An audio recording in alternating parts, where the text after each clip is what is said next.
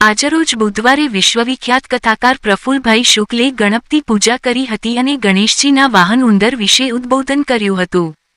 ગણપતિ ભગવાનનું વાહન ઉંદર મૂષક છે એ તો સૌ કોઈ જાણે છે, પરંતુ તેની પાછળ છુપાયેલી છે રસપ્રદ કથા વિશે જાણો છો?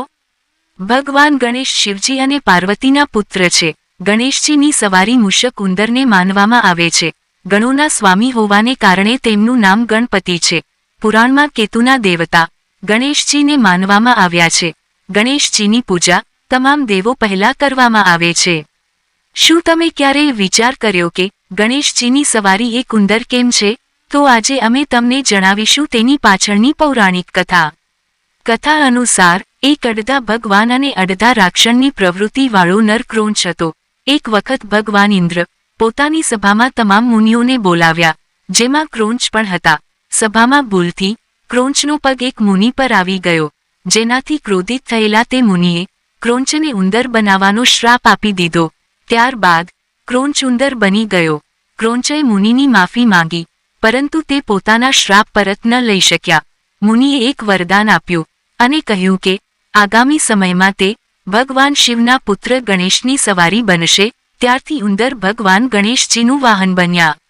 ત્યારે આજે વિશ્વવિખ્યાત કથાકાર પૂજ્ય બાપુ શ્રી પ્રફુલ્લભાઈ શુક્લજીએ ગણેશજીની પૂજા અર્ચના કરી. ચાલો બાપુને સાંભળીએ.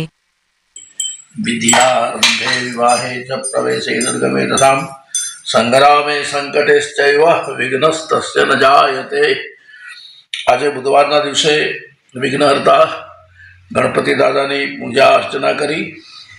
નમો વ્રાગપત્યે નમો ગણપત્યે નમો પ્રથમપત્યે નમસ્તેસ્તુ લંબોદરાય એકદંતાય વિઘ્નનાશિને શિવસુતાય શ્રી વરદમૂર્તય નમઃ. ગણપતિ દાદાનું વાહન મૂષક છે, ઉંદર છે. અને એ ઉંદર વાહન કેમ રાખ્યું તો એની પાછળનું કારણ છે કે ઉંદર સતત પ્રવૃત્તિમાં રહે છે. તમે ઉંદરને કોઈ દિવસ સૂતેલો હોય એવો નહીં જોવો. ઉંદર સતત જાગૃત રહે છે. ભગવત કાર્યમાં માણસે સતત જાગૃત રહેવું જોઈએ, સતત તત્પર રહેવું જોઈએ. આજે તો ભગવાનના કામમાંથી છટકી જવાની લોકોની વૃત્તિ થઈ ગઈ છે. બીજે બધે જવાનો સમય મળે, બીજે બધે માણસ પોતાનું ધન સંપત્તિ અને સમય આપે, પણ ભગવાનના કામ માટે આપવાનો હોય ત્યારે કોઈ વિરલા જ એમાં ઊભા થાય છે. બાકી બધાને છટકી જવું છે. અને જે પ્રભુ કાર્યમાંથી છટકી જાય છે, યાદ રાખજો, ભગવાન એને પણ એના કામમાંથી છટકાવી જ દે છે. ઘણા લોકોને આપણે એમ કહીએ કથામાં આવો તો આવવું જ છે, પણ કંઈ ને કંઈ બહાના શોધે. બેનની નણંદ બીમાર પડી ગઈ, ફલાણું આમ થયું, ફલાણું ઢીકણું થયું. ભગવાન પણ ઉપરથી બધું જોવે છે કે દીકરા, તું મારા કામ માટે બહાના કાઢે છે ને, હવે તારું કામ પડવા દે, તારા કામ માટે પણ હું બહાના કાઢીશ. ઉંદર વાહન ભગવાન ગણપતિ એટલા માટે રાખે છે, ઉંદર ઉદ્યમશીલ છે, સતત પ્રવૃત્તિમાં રહે છે. એટલા માટે ગણપતિ દાદા ઉંદરને વાહન તરીકે રાખે છે. જામનપાડાની અંદર શક્તિપીઠ સમાન માવલી માતા, ઘોડેશ્વરી માવલી માતા, જે આદિવાસી સમાજની કુળદેવી છે, અને એટલું બધું સત છે એનું, એટલું બધું એનો પરચો છે કે એના ચરણમાં માથું ટેકવવાથી કલ્યાણ થઈ જાય છે. એવા પાવન સ્થાન ઉપર આ મહા મહિનાની નવરાત્રિમાં રામકથા ચાલી રહી છે. આજે ત્રીજો દિવસ છે અને એ ત્રીજા દિવસે રામ જન્મ ઉત્સવ ઉજવવાના છીએ.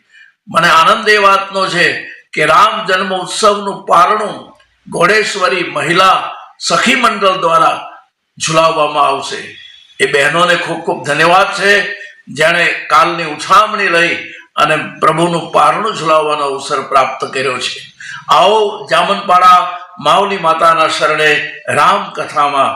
જય સિયારામ, જય ગણેશ, જય ગણેશ, જય ગણેશ, જય સિયારામ, જય સિયારામ.